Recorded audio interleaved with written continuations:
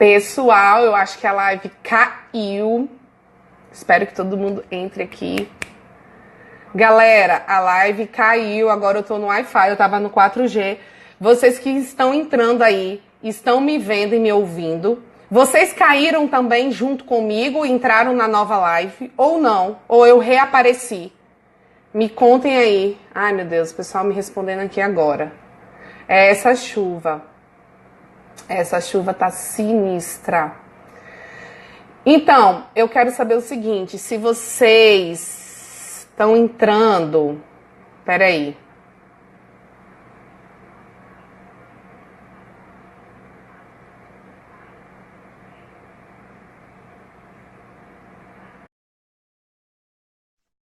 Convidei uma pessoa, hein? Deixa eu ver se vai dar certo. Talvez seja isso. Ah! E aí, John? Gente, ainda não é o Felipe, tá? Tô cozinhando, deixa eu desligar o fogo aqui, Lázara. Luana, que delícia! E aí, John? Beleza? Seus 5 minutos de fama, hein? Não tô te olhando aí do outro lado, não. Tô aqui, tô até nervoso, tô tímido. Não, eu fico nervosa. Toda live é um nervoso. Mas, como a gente tem que, né, manter o nosso profissional, a gente tem que aguentar o baque. Ainda mais hoje, né? Que deu esse problema aí. E aí, João falando diretamente do United States of America, de Manhattan. Olá, você tá fazendo o que aí, João? Que saudade disso. Você tá fazendo o que aí agora? Cozinhando? Tava cozinhando, já desliguei.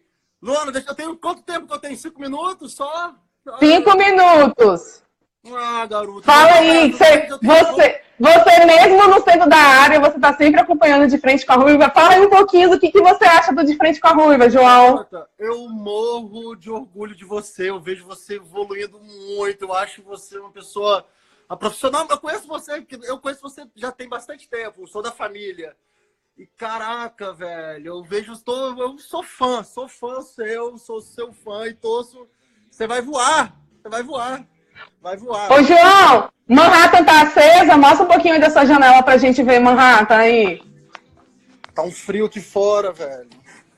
Nossa, tá frio aí, achei que já tava começando a esquentar. Tá negativo, tá 2. Aí, galera, vamos levantar a mão pro alto, todo mundo que tá assistindo aí, pra gente receber essa vibração de Manhattan, pra nós um dia estarmos lá também, com o dinheiro do nosso trabalho. Uhul!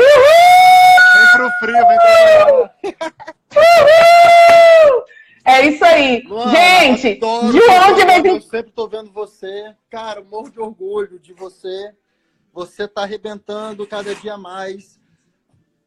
Uma coisa que eu achei legal, que eu vejo que o Brasil tá bombando com esse negócio de sobrancelha, porque aqui tem um estilo, quando eles põem nas plates aqui, aí põem, Egito, aí põe Brazilian Style, um monte, Brazilian Style. Então, sério? Maquiagem, estilo brasileiro? Sobrancelha aqui, pelo menos em Nova York, é tendência, tá bombando. Só um comentário. Ai, que massa, Joe! Que irado! Quem sabe, né? Ruiva que cuida não vai para aí dar um rolê e fazer umas sobrancelhas aí. Traz meu sobrinho para conhecer. Quero conhecer meu sobrinho. Lógico, lógico. Ô, João, vou ter que desligar aqui agora para a gente fazer o convite. Muito obrigado por você ter entrado online. Galera, siga o João, que ele mostra o lifestyle dele. Beijo!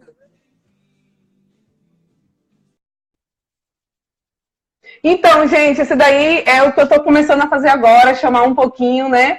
Uns 5 minutinhos antes, alguma pessoa da audiência que não precisa ser da área, e eu quis chamar João para ter essa oportunidade da gente conversar aqui, que raramente a gente faz, mas enfim. Então, eu vou chamar agora o meu convidado especialíssimo. Gente, é muita emoção, e vocês estão compartilhando junto comigo de uma emoção dessa, maravilhosa, não sei nem o que falar. Deixa eu ver se o meu convidado está online. Está, meu querido Felipe. Gente, nós somos BFF, tá? Deixa eu falar com vocês que a gente... E aí, Felipe, está me vendo, está me ouvindo? Como é que você está? Estou ouvindo, tá tudo bem. Deu umas pausadas antes, eu saí, tive que entrar de novo. Mas está tudo bem. Mas caiu para todo mundo. Felipe, deixa eu te falar uma coisa.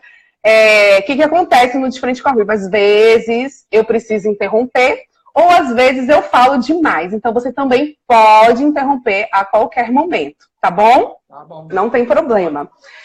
Deixa eu fazer. Eu sei que dispensa apresentações, mas eu preciso fazer a sua apresentação porque é de praxe, né? Então vamos lá. Gente, o Felipe, apesar do nome, né? Ele nasceu em São Paulo. Ai, peraí que eu pulei aqui. Nasceu em São Paulo, mas teve sua formação na Inglaterra e nos Estados Unidos. É um artista plástico de renome internacional, com mais de 50 exposições e arte educador desde 1983. Felipe, eu nasci em 1983, tá?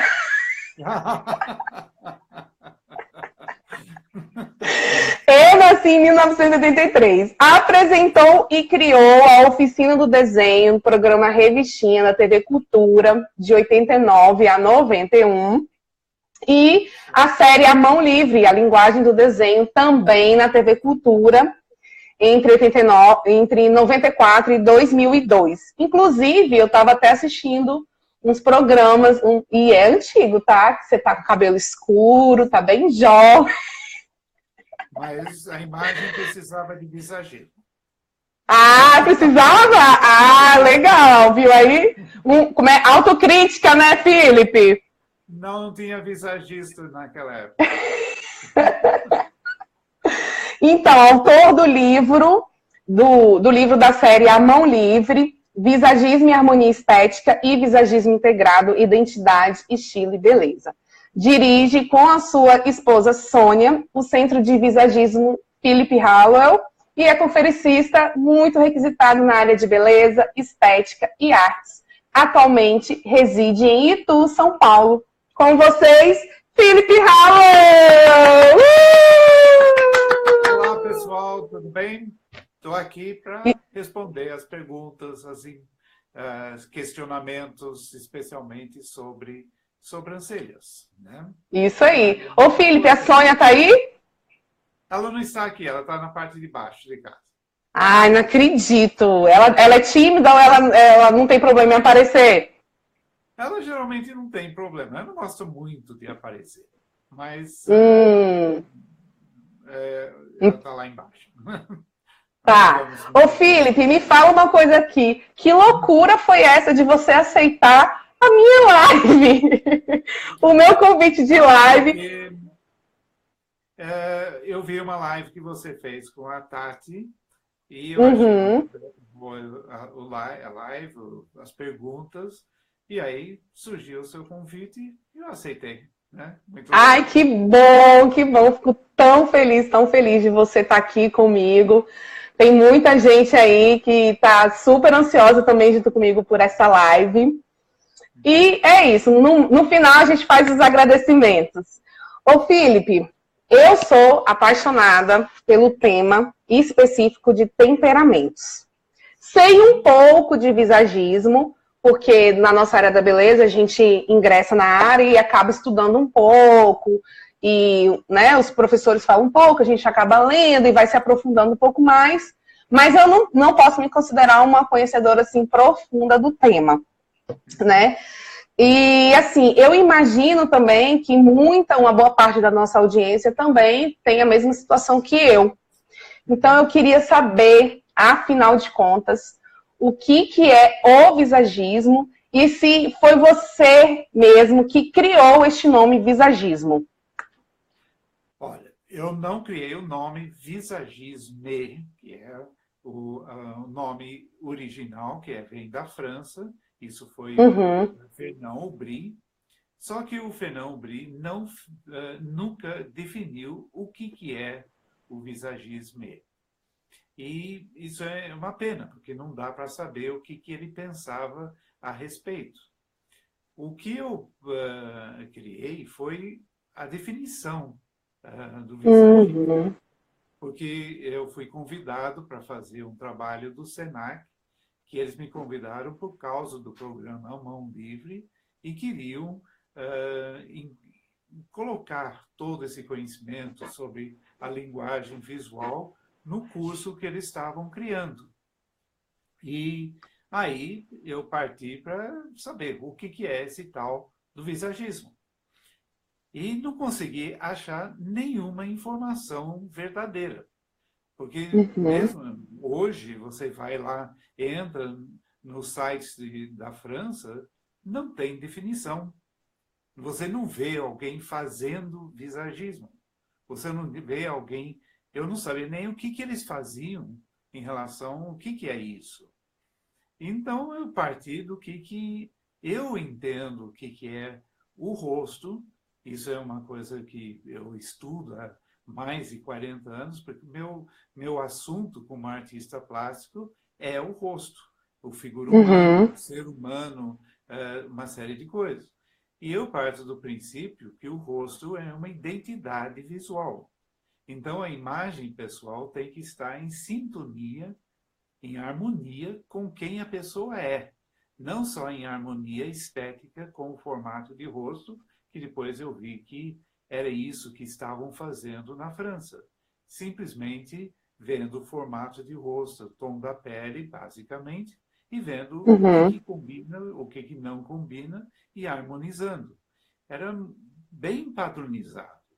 Não era se você tem um rosto retangular, você faz X. Se você tem um rosto oval, você faz Y. Aliás, se tem um rosto oval, você pode fazer o que você quiser. E eu falei, mas isso é muito primário, porque qualquer um que tenha senso estético percebe que se o rosto é muito largo, você não faz um cabelo muito volumoso no lado, porque vai ficar mais largo ainda. Você não tem que ser um gênio para perceber isso. E só falava principalmente do cabelo e o cabelo feminino. Não se falava muito de maquiagem, apesar do Fernand Aubry ter sido maquiador e começar pela maquiagem. Não falava de sobrancelhas, não falava de dentes, não falava nada.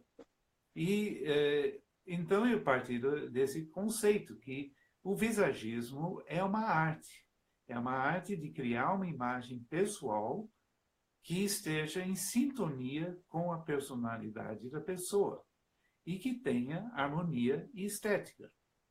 Isso que é a definição. E essa definição foi aceita pelo mercado e todo mundo está usando essa definição, mas poucos me citam como autor dessa citação, infelizmente. Né? Eles acabam dizendo que foi isso que o Fernand Aubry falou, ou a outra pessoa. Certo? E, na verdade, ele não falou nada sobre isso, né? E outra coisa que é muito importante, se é uma arte, e se é isso que é a arte, então ninguém criou o visagismo. O Fernand Aubry criou a palavra. A arte existe desde o homem primitivo se expressava pela sua imagem. Isso é algo muito, muito antigo. Vem dos primórdios do tempo. É que as sociedades modernas, isso quer dizer desde os mais ou menos 2000 anos, um pouquinho menos, não, 2000 anos ou mais, a imagem virou uma coisa padronizada e algo que representasse os valores de uma classe dominante. Isso não serve mais ao homem moderno. Porque hoje, como é que, por exemplo, uma pessoa da classe C vai ter uma imagem da classe A? Como é que uma pessoa que é da contracultura vai ter uma imagem da classe dominante? Não faz sentido.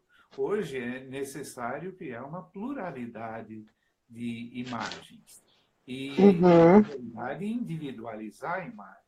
Porque eu acho que todo mundo tem consciência que o mundo tem 7 bilhões de pessoas. Quando você pensa nisso, você se sente desse tamanho. Qual a minha importância? E todo mundo Verdade. tem uma importância. E essa importância do individualismo não é de egoísmo, mas está refletida na expansão do Facebook, do Instagram, do YouTube, todo mundo querendo ter uma voz, mostrar quem é, mostrar isso, Uhum. mas na imagem pessoal, que é onde deve se mostrar quem é, todo mundo tem uma imagem padronizada. Isso é Entendi. lamentável.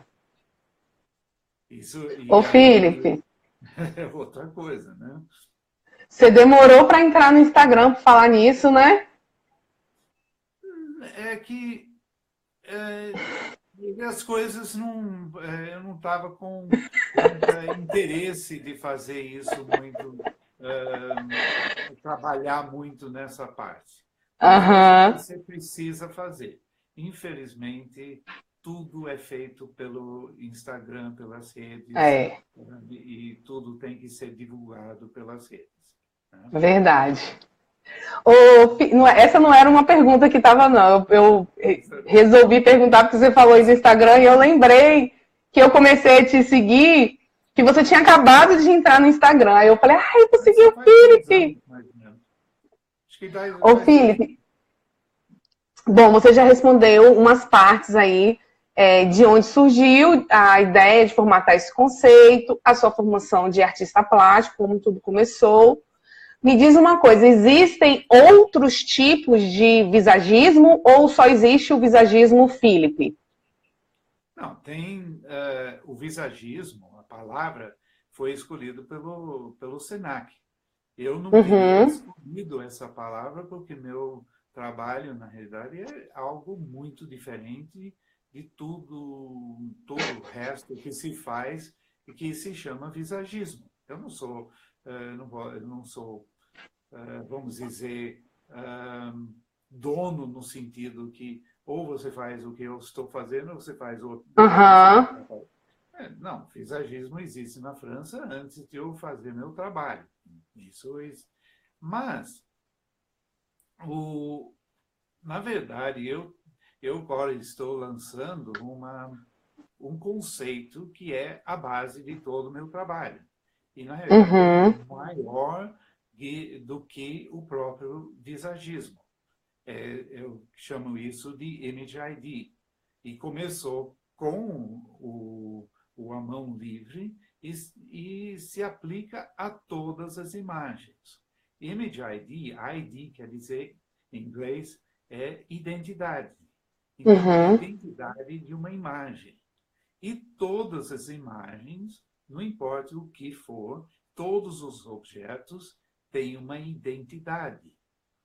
Você olha para uma cadeira, você olha para um notebook, você olha para um carro. O que as linhas, as formas e as cores expressam criam uma identidade. Então, por exemplo, você olha para um carro, você reconhece que é um carro. Aquela imagem uhum, representa um carro. Mas também a composição de linhas, formas e cores dos elementos visuais também cria uma estética. Esse carro pode uhum, ter harmonia, pode ter ou não ter harmonia, pode ser equilibrado, não ser equilibrado, e aí você diz que isso é bonito ou isso é feio. Mas além disso, e é isso que as pessoas não compreendem, que a imagem, esse carro, expressa alguma coisa. Tem carros que expressam dinamismo, tem carros que expressam força. Ele tem uma identidade, tem uma personalidade. E isso é feito pelo que as linhas, as formas e as cores expressam. Porque e é aí que entra a base do meu trabalho, que nunca ninguém falou a respeito disso. Em uhum, nenhum lugar. Essa associação que eu fiz entre a linguagem visual, ou a composição das imagens, deixa eu voltar um pouquinho. Toda imagem, toda composição de imagem é feito em cima de formas geométricas. Então, a gente parte ou de um quadrado, ou de um triângulo, um círculo, uma composição que junta as duas coisas ou três coisas e constrói a imagem.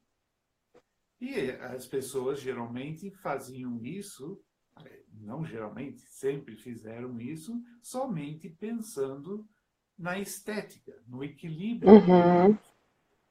Só que quando eu li o livro do Jung, o psicólogo Jung, chamado O Homem e seus Símbolos, ele falou sobre as formas geométricas e que eles eram símbolos universais que todo mundo reconhece automaticamente e inconscientemente e sabe que tem um sentido.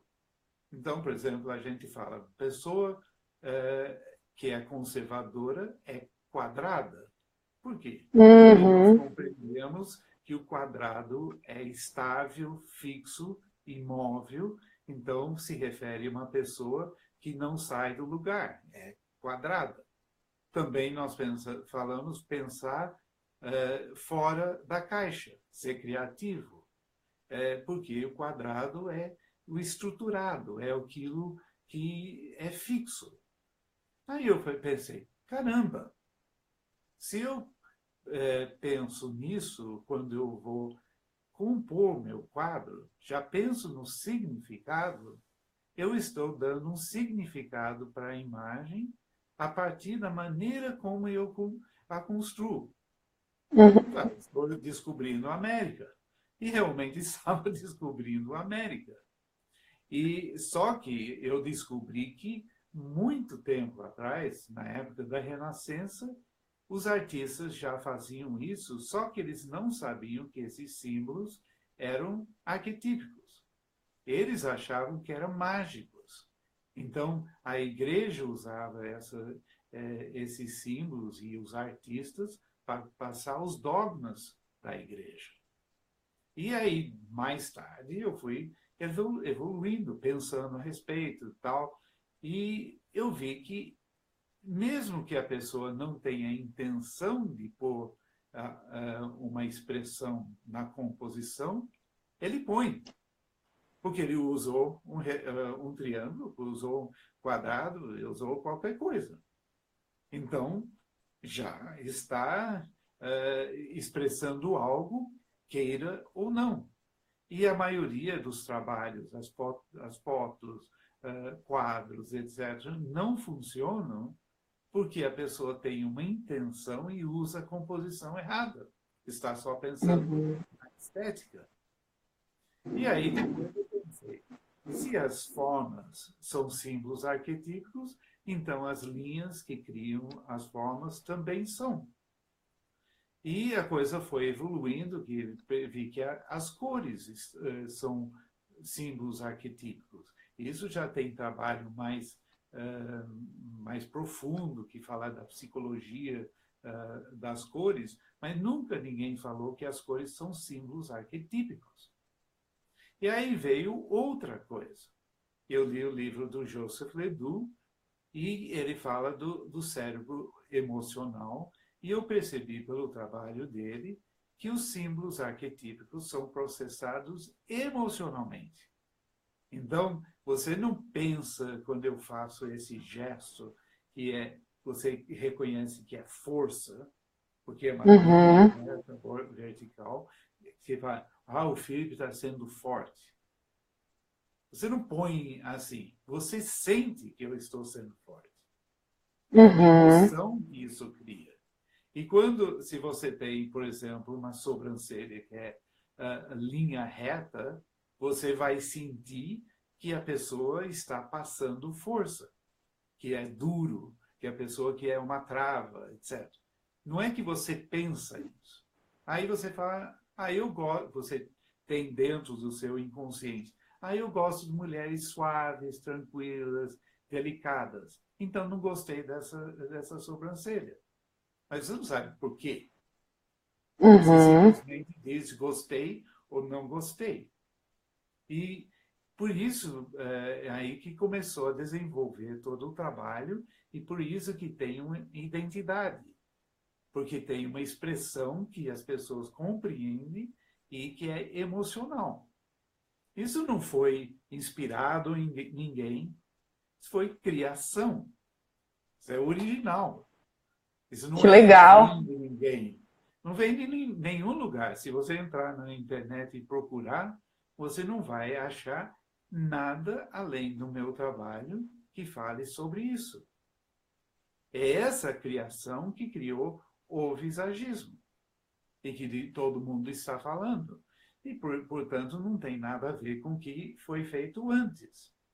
Então, eu acredito que esse trabalho que eu faço é muito mais profundo e muito mais importante para a pessoa do que simplesmente você harmonizar esteticamente o rosto. Não que seja ruim harmonizar esteticamente. Melhor não do que não harmonizar. Não anula ou,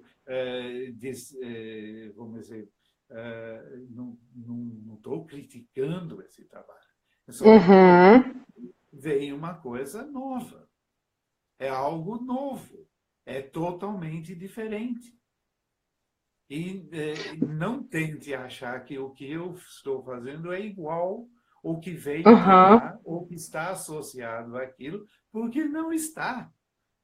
Simplesmente Nossa, Felipe, a palavra é igual, né? Eu vejo você falando, eu fico viajando junto com você, eu fico pensando, caraca, bicho, que viagem esse cara teve para pensar em tudo isso e juntar as coisas. É uma mente de artista mesmo, né? É que a minha mente, o meu pensamento é o que se chama uma mente associativa. E teve uma psicóloga que falou que isso não é normal. Então, não sou normal. Realmente, as pessoas, em geral, não pensam dessa forma. E eu tenho essa facilidade e eu tive uma educação que estimulou esse tipo de pensamento. Tive uma educação que era multidisciplinar e interdisciplinar que desenvolve ainda mais esse pensamento. Então, além disso, a primeira associação foi feita quando eu estava com a cabeça vazia. Eu não tinha paradigmas, eu não tinha pensamentos, vamos dizer, fixos de que eu penso, etc. Então, é muito mais fácil você perceber as coisas. Na inocência, dizer.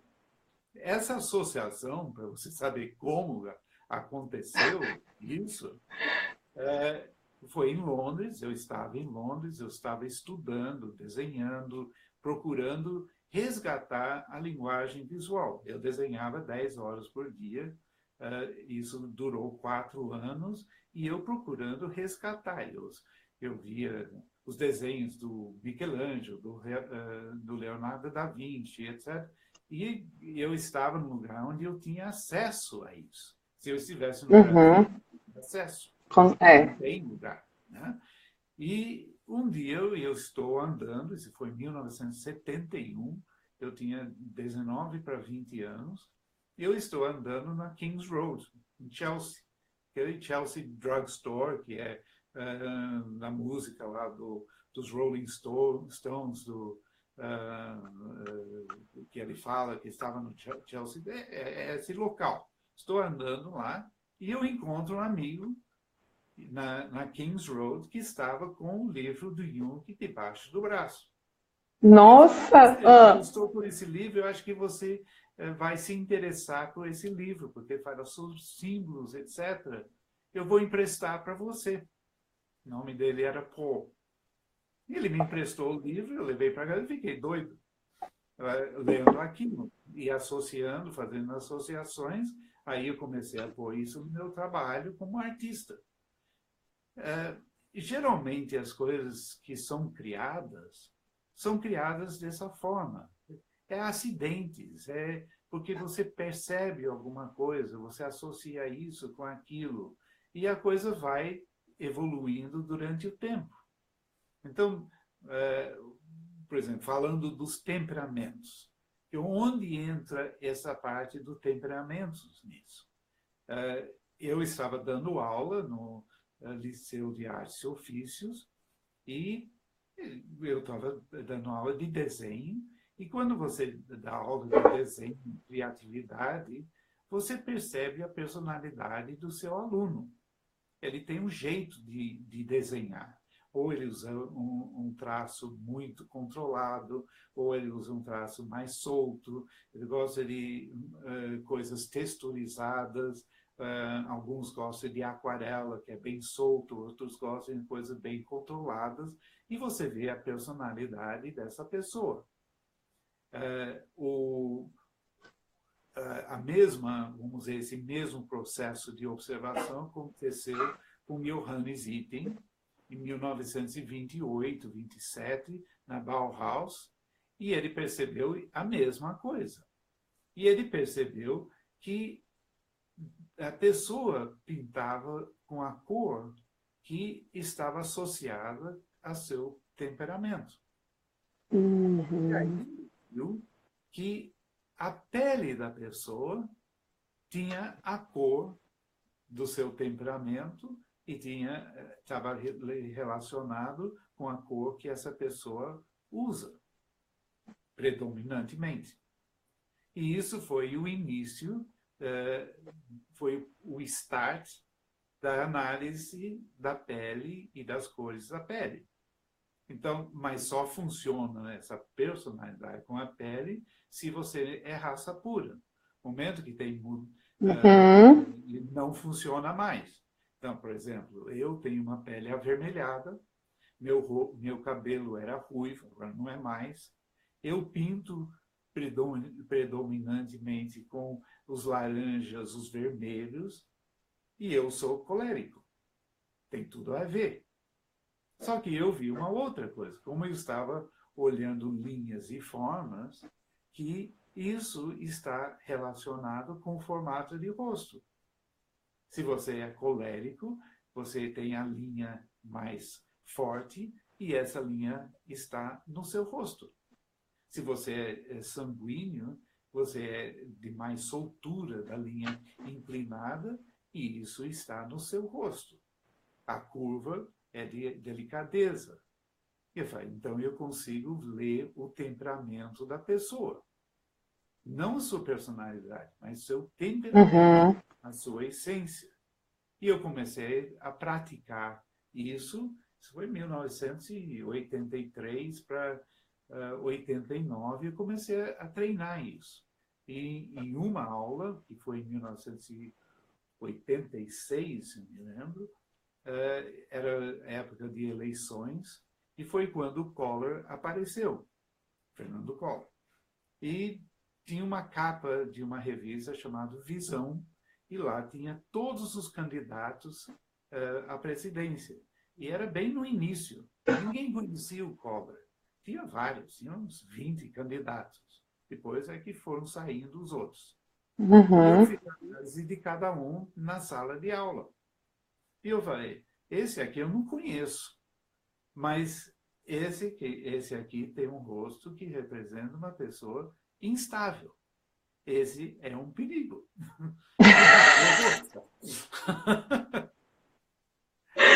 E acertou, hein? E acertou. Mais tarde eu comecei a comparar uma análise que eu fazia com o que se faz com a fisiognomonia e com a morfopsicologia e ver que dá o mesmo resultado. Só que é muito mais simples você fazer a leitura das linhas e das formas do que você tentar memorizar todos os itens do rosto. É um calhamaço desse tamanho que você tem que estudar e memorizar para ser o mestre de fisiognomonia. Na China, é um estudo que leva de 5 a 10 anos para você ser um mestre de fisiognomonia. Aqui eles pegaram as coisas e começaram a calhar, né? E começam a falar umas bobagens. E as pessoas começam a falar que você pode ler a personalidade da pessoa. Você não lê a personalidade, você lê o temperamento. Ô, Felipe, só te interrompendo aqui. Diferente. Você falou que você é colérico, mas você fala numa suavidade, gente. A gente que não entende muito profundamente as linhas e tal. Eu não imaginava que você seria colérico. Você hoje, quando, assim, atualmente, né? Você olha uma pessoa, você já consegue reconhecer o temperamento dela? Com quanto tempo? Uns 10 segundos. Tipo eu. Deixa eu tirar meu óculos aqui. Você tem um rosto... Não, mais para trás. Tem que ir mais para trás. Isso. Você tem um rosto hexagonal, que é a linha reta do lado, inclinado aqui. Isso é basicamente sanguíneo. E a sua característica principal é a boca, que é grande, expressiva. Quando você sorri, você mostra todos os dentes e a gengiva. E a goela. É triangular. Isso quer dizer que você projeta a sua fala, você é comunicativa, seus dentes são triangulares. Então, tudo isso diz que você é essencialmente uma sanguínea. Só que você tem uma outra característica que eu acho que a maioria não vê em você. E que você não mostra tanto. Que sua testa é alta e é curva. Então, você pensa muito. Você tem muita imaginação. Você pensa e pensa e pensa e pensa. E isso pode ser que leva à ansiedade. Querer controlar as coisas, querer fazer tudo perfeito, tudo organizado. E isso pode funcionar como um tremendo freio na sua ação. Quando você quer partir para a ação, isso pode agir como um freio. E aí você fala, espera aí, melhor pensar melhor. Será que pode acontecer isso? E se eu faço isso, pode acontecer aquilo. E depois eu não sei o que, não faz isso? Já fiz muito mais. Esse ano que eu comecei a melhorar, mas é isso mesmo. Hoje mesmo, eu tava aqui em casa, aí me veio toda hora vem uma ideia, aí eu fico, para de pensar que eu preciso colocar as outras ainda em prática, para depois colocar essa em ação. Então, eu não aguento mais ter ideia. Então, só nessa conversa que levou quantos minutos? 3 minutos? Já definiu uma intenção para a sua imagem. O que você precisa para a sua imagem? Pensar um pouco menos em ação. Então, isso aí! Então, como é que eu posso usar a imagem para alcançar esse objetivo? Porque isso vai fazer bem para você. Agora, tem uma outra coisa. Agora podemos voltar para as sobrancelhas? Pode, vamos lá, falar sobre o que a sobrancelha expressa. Então. Vai falar da minha ou você vai falar em geral? Não, em geral. Então, tá. Uma sobrancelha é linha, forma e cor. E que é a expressão é criada pela grossura, a cor e as linhas que criam a forma que cria. Se você quer passar mais suavidade e mais calma, você não vai fazer aquela sobrancelha arqueada que quase virou um padrão. Eu acho que numa outra live ela falou que as pessoas estão até fazendo formas e pondo a forma e todo mundo igual com a mesma sobrancelha. E não sabe o que aquilo expressa. É feito de linhas inclinadas. Linhas inclinadas são dinâmicas. Se você, vamos dizer, estivesse numa ansiedade muito grande por causa de pensar, e você faz uma sobrancelha desse jeito, você vai ficar mais ansiosa ainda. Entendeu? Porque isso vai dinamizar, energizar, e você que já está no, vamos dizer, você não anda no 120 volts, você anda nos 220. E você vai ser colocado nos 330 e você vai ficar extremamente agitada e isso vai levar a um estresse tremendo. Isso pode até ficar bonito. Pode ficar bonito, né? Mas é bom? Não. Então, por isso que tem que saber o que a pessoa precisa, qual é o momento, o que é seus problemas. Eu consigo ver o temperamento, mas não sei como a pessoa está usando isso. Se está usando isso positivamente ou negativamente. Quando eu falei que isso pode entrar em conflito, essa característica aqui, que está aqui no seu rosto, isso pode funcionar com freio.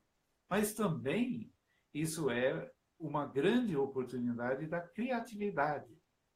Se você harmonizar essas duas características, isso é a receita da criatividade. Porque a criatividade necessita um tempo de reflexão, de pensar, de criar um conceito, e tem que pensar muito.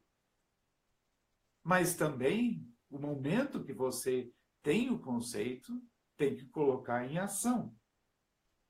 Se você só tem ideias, não adianta. Porque só fica uma coisa instável e desestabilizante. O que você precisa é pôr em ação o que você pensa. Então, você precisa das duas coisas. Não adianta só ter ideias. Tem que pôr no mundo real, tem que fazer com que eles adquirem forma, vida. Aí que é criatividade. Então, isso é uma oportunidade de ser criativo. Agora, se você está na criatividade, então você fala, bom, eu estou num momento em que eu estou buscando ideias, eu preciso pensar muito, ficar tal. Então, você tem que ter a imagem que vai para fora, que ajuda você a estar com a antena ligada, ser comunicativa, conversar com as pessoas, trocar ideias, etc. Mas pode ser que aí você fale, não, agora eu estou no projeto, eu preciso estar concentrado naquilo, trabalhar e estar totalmente focada. Aí a imagem tem que ser diferente. Você tem que ter outros elementos. Muda. Não é uma coisa só. E as pessoas mudam de dia a dia. Situações mudam. Você um dia está solteiro, depois casa. De repente a mulher fica grávida, tem filho, divorcia, fica solteira, ganha uma promoção, perde o emprego, muda de cidade. Situações mudam. Não pode ser tudo igual. E não pode ser a mesma imagem daqui até o fim da vida. Felipe, você tem mais um pouquinho de hora? Mais uma meia horinha, uns 40 minutos? É, porque a nossa live já está chegando no final, já tem faltam 10 minutos para acabar essa. Aí o que eu pensei? Quando acabar essa, a gente reinicia uma nova, porque ainda faltam umas perguntinhas aqui para eu fazer. Vai ser mais meia hora? É, mas só que ela vai encerrar. A live ela encerra sozinha. Aí depois a gente entra de novo, então. Tá, só para garantir. Tá, pode continuar ao seu... Você tem que ter esse conhecimento. É isso que é o curso que eu dou. É para você saber o que as linhas, as formas, as cores expressam. É conhecer a linguagem visual no todo. Saber o que cria peso, leveza.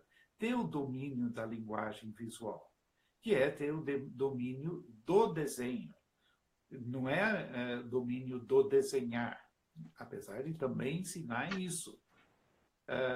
É o do desenho. E desenho vem da palavra desígnio, que quer dizer intenção. Então, quando você tem o domínio do desenho ou da linguagem visual, você tem a capacidade de pegar uma ideia que é abstrata e transformar essa ideia numa imagem concreta com harmonia estética. Isso que falta a todas as pessoas, em tudo, porque não se ensina a linguagem visual. Isso não se ensina, não tem especialista, não ensina isso dentro das faculdades. Eu tenho ouvido críticas, você quer ser dono e não deixar ninguém falar sobre isso ou não fazer. Não é isso. É que para você poder ensinar o visagismo corretamente, você tem que ter o domínio da linguagem visual. Quer dizer, você tem que ter essa formação. Uhum. E essa formação de 4 anos de faculdade que tem o ensino da linguagem visual. Não tem nenhuma faculdade no mundo inteiro que ensina a linguagem visual.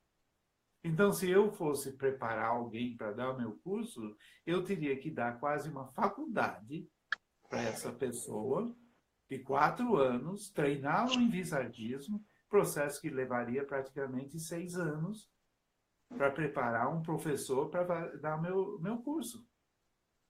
Eu não tenho essas condições aos 68 anos de fazer isso. E as coisas têm que ter tempo. 15 anos é muito pouco tempo. Nós estamos trabalhando para realmente pessoas começarem a ter essa condição de fazer a coisa, de representar, de falar sobre o visagismo que ele fala, mas as pessoas querem tudo agora. Eles não estão preparados. As coisas têm que ter tempo para se sedimentar, para se desenvolver, para não se perderem. Então, é como você querer que uma pessoa ensine psicologia quando fez um curso de 4 dias. Não é possível. Né? E, na verdade, para você ensinar o visagismo, você tem que ter esse conhecimento de psicologia também. Eu não sou formado em psicologia, mas eu estudo psicologia há 35 anos. Eu uso isso e tal. Eu não pretendo dar um curso de psicologia. Eu não tenho essa capacidade. Mas eu tenho conhecimento para falar sobre a psicologia da imagem, como isso afeta a pessoa psicologicamente e tudo mais. Mas eu não vou fazer uma análise psicológica da pessoa. Mas eu vejo pessoas pegando o visagismo e querendo aplicar isso como psicólogas. E não são psicólogas. Falando que você cura as pessoas é um absurdo. Você não tem essa capacidade. E não pode dizer que a imagem vai curar alguém. Ele é terapeuta. É um visagista coach. Não, é pior. É um visagista terapeuta que não tem formação de terapeuta. Que está fazendo o exercício da profissão. E aí as pessoas... Ô, Felipe. Vamos passar para o outro? Tá. Não, é só... Então, assim, pegando isso daí que você está falando, esse gancho, assim, na área do design de sobrancelhas, a gente tem cursos que falam, que na grade abordam o visagismo. Ou... quando a pessoa, o profissional, vai aplicar o trabalho dele, fala que, eu faço baseado no visagismo. Então, isso não está certo, né? Não faz nada disso, porque a pessoa, quando o profissional ele analisa o formato da sobrancelha, analisa o formato do rosto da cliente, ela não está fazendo visagismo. Ela fala que está fazendo visagismo, mas não PN. O visagismo que é do século XXI. Pode ser um visagismo antigo, mas isso não vai mudar nada na pessoa. Entendi. Não vai fazer diferença. Ela só está fazendo a parte estética também, né? Superficial. Superficial. Não está fazendo nada que vai mudar o trabalho dela em relação a outra pessoa, só talvez um pouquinho melhor esteticamente, mas isso não muda nada. Porque ela não sabia o que expressa, não fez. Se não fez a consultoria e não perguntou o que você deseja expressar com a sua imagem, no meu entender, não tem o visagismo como é o visagismo moderno. Tem um visagismo antigo, sim. Mas por que fazer algo antigo? Não tem sentido hoje. É verdade. Não Mas você tem ciência que muita gente usa realmente essa palavra para... É bom mercadologicamente, é marketing. Mas é um marketing que é um tiro pela culatra. É verdade. Enquanto as pessoas não conhecem muito visagismo, pode funcionar. Mas o momento que as pessoas ficam sabendo o que é visagismo, eles falam, mas isso você está falando é besteira e funciona ao contrário. Eles falam, não é isso. Então, o que nós estamos fazendo, inclusive, que vai surgir agora no ano que vem, nós vamos credenciar as pessoas que realmente estão aplicando o visagismo. Um site, um diretório com os trabalhos dessas pessoas, mostrando como fazem o trabalho, exemplos e com a consultoria e tudo. Mas vai ter um credenciamento para as pessoas. Elas vão ser Image ID Experts. Eles vão ser experts na imagem, na construção da imagem. E não vai ser... essas pessoas não têm só capacidade de criar uma sobrancelha. Eles têm capacidade de fazer uma consultoria plena. Falar de roupas, falar de cabelo, falar de óculos e falar de tudo. Ô, Felipe, da linguagem. a mesma coisa, eu tenho uma pergunta aqui sobre os seus livros. Então, quem lê os seus livros, estuda os seus livros, pode dizer que aplica o visagismo? Olha, o livro, você aprende muita coisa. Mas um livro nunca substitui o curso. Então, é como dizer, eu posso aprender sobre o direito lendo livros? Posso.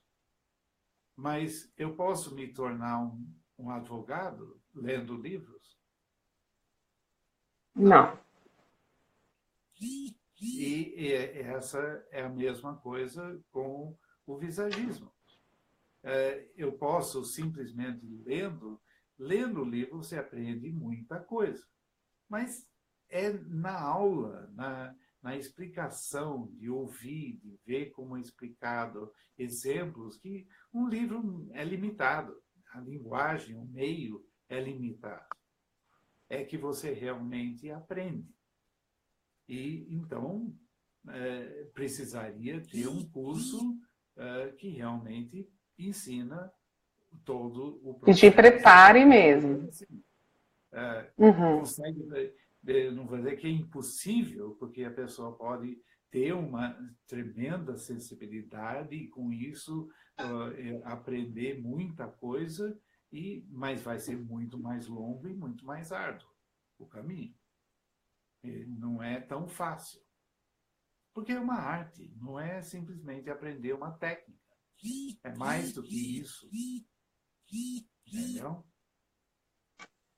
Felipe, vamos voltar ao temperamento aqui. Me diz uma coisa, a pessoa ela nasce com um temperamento? Sim. O temperamento vem do seu DNA, da sua herança, etc. É o que você nasce com aquilo e isso não muda pelo resto da sua vida. É 50% da sua personalidade, mais ou menos 50%. O resto da personalidade é feito da sua educação, suas experiências e como você lida com suas experiências, etc. E que isso vai criar sua personalidade e uma persona, né? Que é a pessoa que você projeta para o mundo, que não é o seu eu, seu self. É uma persona que é projetada para lá. O self é mais ligado ao temperamento, à sua essência. Quem você é na sua essência. E tem o seu lado bom e tem o seu lado ruim. Todo mundo tem um lado positivo e negativo, ou a luz e a sombra. Se você é forte, também você pode ser agressivo. Se você é extrovertido, você também pode ser inconveniente. E por aí vai. Tudo tem dois lados. A personalidade é como você usa essas características, e isso é moldado pela sua educação, formação, a sua família e todas as suas experiências ao longo da vida, e vai mudando ao longo da vida. Tá? Entendi. A imagem pode afetar e mudar a sua personalidade, mas não muda seu temperamento. Entendi.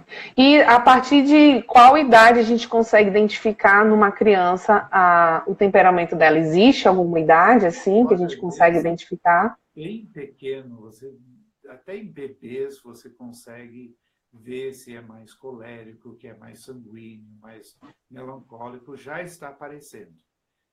Mas certas áreas do rosto demoram mais para desenvolver. Então, essa parte do queixo leva muito mais tempo para desenvolver, e só completa o desenvolvimento com mais ou menos 21 anos.